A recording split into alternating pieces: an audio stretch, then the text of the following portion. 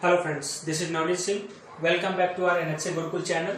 So today we are going to learn about संदेह अलंकार, जो अर्थालंकार का छठवां वाला टाइप्स है. This is the 6 types of अर्थालंकार. ओके, इंग्लिश में से क्या कहते हैं? Doubtful decking. Okay, so now will see what is the definition of संदेह अलंकार.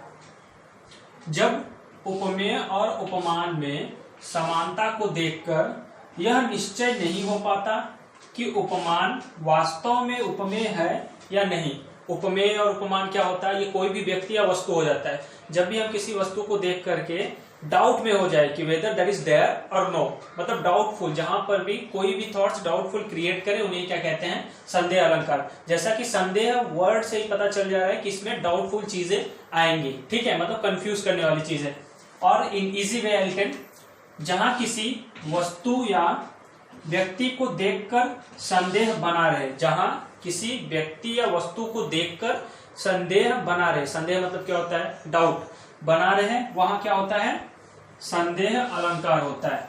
After seeing the things or person you will be confuse whether that is there or no, that is the same or that is a different. If you are confuse to decide that is a correct or no, that is what called what? संदेह अलंकार. ठीक है, जैसा कि एक example देखेंगे जो बहुत ही फेमस है, आप लोगों ने सुना होगा, सारी बीच नारी है कि नारी बीच सारी है.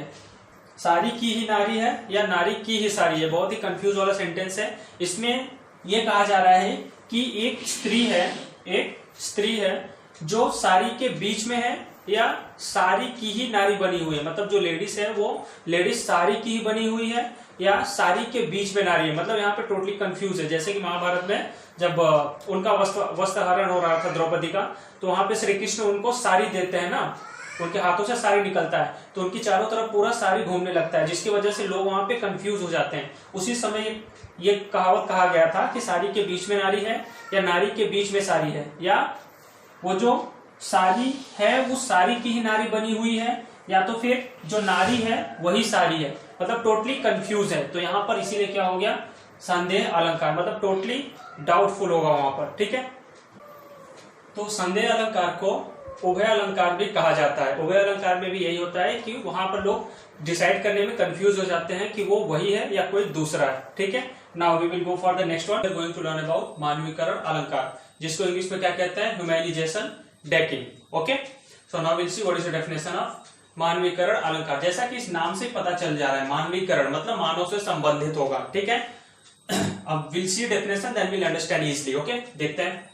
जब प्राकृतिक वस्तुओं जैसे पेड़ पौधे, बादल, हवा, पानी, ठीक है, आदि में मानवीय भावनाओं का वर्णन हो, अर्थात इन शॉर्ट निर्जीव चीजों में सजीवता दर्शाया जाता है. मतलब जो ऐसी चीज या ऐसी वस्तु जो निर्जीव हो, जिसमें लाइफ न हो, और ऐसी चीजों में हम ये शो करें कि उसमें लाइफ हो, जो ह्यूमन बीइंग करते हो, उन्हीं चीजों को क्या कहते हैं? मानवीकरण अलंकार कहते हैं. ठीक है, वंस अगेन विल सी. जैसे कि नेचर से रिलेटेड प्राकृतिक वस्तुओं, मतलब नेचुरल एलिमेंट्स. ठीक है, प्राकृतिक वस्तुओं जैसे नेचर से रिलेटेड क्या है? Tree, plants, clouds, air, water, these are the natural elements.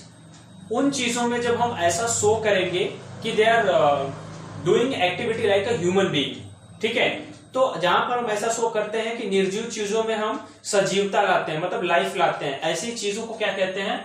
मानवीकरण अलंकार. ठीक है, will see example then will understand easily. फूल हंसे, कलियां मुस्काई. सीयर, फूल मतलब फ्लावर, ठीक है, कलियां मतलब छोटे वाले फ्लावर, छोटे छोटे जो स्टार्टिंग है, जो अभी ब्लूम न हुए हो, ऐसे फ्लावर जो अभी ब्लूम न हुए हो. फूल हंसे, यहाँ पे क्या कर रहा है? फ्लावर हंस रही हैं, और कलियां क्या कर रही हैं? जो छोटे छोटे फ्लावर्स हैं वो मुस्कुरा रही हैं. तो हंसने और मुस्कुराने का काम, laughing and smiling, who can do? Flower can smile and laugh? No, only human being can do that. वो सारे काम कौन करता है? मानव जाति करते हैं. तो यहां पर फूल को क्या दिखाया गया है? कि फ्लावर हंस रहे हैं और कलियां मुस्कुरा रही है, जो कि ये पॉसिबल नहीं है. तो नेचुरल एलिमेंट्स में क्या दिखाया गया है? कि ये ह्यूमन बीइंग की तरह क्या कर रहे हैं? हंस रहे हैं और मुस्कुरा रहे हैं. They are laughing like a human being and they are smiling like a human being. तो यहां पर जो कंपैरिजन किया गया है, इसीलिए क्या हो गया? मानवीकरण अलंकार. ठीक है, one more example will see. मेघ आए बड़े बन ठन के सवर के. यहां पर क्या किया? मेघ मतलब बादल होता है, जो क्लाउड्स होता है वो भी नेचुरल एलिमेंट्स है ना, तो क्या कर रहा है, जो बादल आया है रेन करने के लिए, बारिश करने के लिए, वो कैसे आया है, बन डन के, सवर के, मतलब अच्छे से मेकअप करके आया है। तो ऐसा हो सकता है कि क्लाउड्स मेकअप करके आएगा रेन करने के लिए, बारिश बरसाने के लिए? नो। तो यहां पर क्या किया गया है, इमेजिनेशन किया गया है, मतलब ह्यूमन बीइंग की एक्टिविटी को किसमें दिखाया गया है, नेचुरल एलिमेंट्स में। जब भी हम ह्यूमन बीइंग्स के एक्टिविटीज को नेचुरल चीजों में शो करते हैं, उन्हें कहते हैं मानवीकरण अलंकार। Okay, I hope you all understood whatever I taught you today. So we will go for the next अलंकार। Got it? Okay, now we are going to learn about अतिशयोक्ति अलंकार। अतिशयोक्ति अलंकार अर्थालंकार का सबसे अंतिम वाला भाग है, ठीक है। This is the last types of अर्थालंकार। इसके और भी प्रकार है, लेकिन वो उतने इंपॉर्टेंट नहीं है, आपके एग्जाम में यहीं तक पूछा जाता है। So we will learn till here, ठीक है। तो अतिशयोक्ति अलंकार, उसको इंग्लिश में क्या कहते हैं, सुपरलेटिव डेकोरेशन, ठीक है। Now will see what is the example. It's very easy. जब किसी व्यक्ति या वस्तु का वर्णन बढ़ा चढ़ाकर किया जाता है तो वहां अतिशयोक्ति अलंकार होता है। यहां पर मैंने एक वर्ड लिखा है बढ़ा चढ़ाकर। बढ़ा चढ़ाकर क्या होता है, एक्स्ट्रा ऐड करके बोलना। जैसे कि किसी भी व्यक्ति या वस्तु के बारे में जब हम अपने मन से कुछ एक्स्ट्रा ऐड करके बोलते हैं दूसरों को, उसी को ही कहते हैं अतिशयोक्ति अलंकार, ठीक है। Will C one example. Hanuman की पूंछ में लगन न पाई आग, सगरी लंका जल गई, गए निशाचर भाग। इट मीन्स व्हाट, यहाँ पे बोला जा रहा है कि हनुमान जी की पूंछ में आग भी नहीं लगी थी, अभी हनुमान जी की पूंछ में आग भी नहीं लगी थी और पूरी लंका जल गई। मतलब यहाँ पे क्या हुआ, यहाँ पर एक्स्ट्रा ऐड करके बोला जा रहा है ना कि हनुमान जी के पूंछ में फायर भी नहीं लगा, पूरी लंका बर्न हो गई, जल गई, ठीक है। तो यहाँ पे एक्स्ट्रा ऐड करके बोला गया है, तो इसका मतलब हम कह सकते हैं यहाँ पर अतिशयोक्ति अलंकार का उपयोग किया गया है, ठीक है। Once again will see example. Hanuman ji की पूंछ में अभी आग भी नहीं लगी थी और पूरी लंका जल गई, उसके बाद सारे के सारे निशाचर भाग गए। निशाचर मतलब क्या होता है, राक्षस, ठीक है। Okay friend, so we have completed all the types of अलंकार।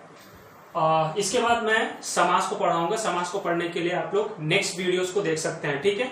अगर अलंकार में आप लोगों को कोई भी डाउट हो, then you can watch previous episodes. Okay, if you have any doubt, if you want me to teach some other grammar part, you can leave your comments in comment box. Okay, thank you.